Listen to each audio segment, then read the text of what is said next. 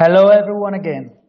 After these wonderful days full of workshops and talks, QtDay 2020 has come to an end. It was a great experience with a team of talented and experienced speakers and a very nice and active attendance of developers, students and curious. Sincerely, it was a great success after we had to postpone this event from April to November and then to move it online. We worked hard for months trying to find a quality solution for delivering you our content and let the spirit of this event live. We have all soft issues and limitations because of this pandemic. Many people have had losses because of this horrible illness.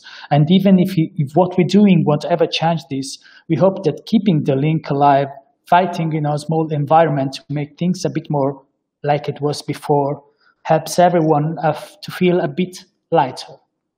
So thanks again for sharing these moments with us. We truly hope you enjoyed the event contents and the way we worked for making the wheels turn behind the curtains.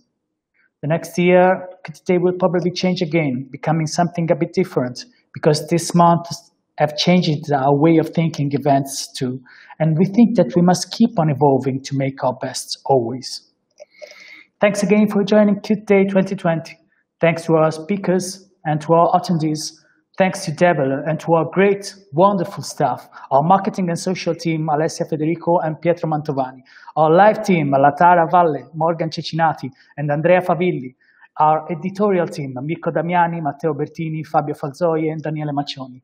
We really hope to see you again next year, maybe in person, and again together in Florence.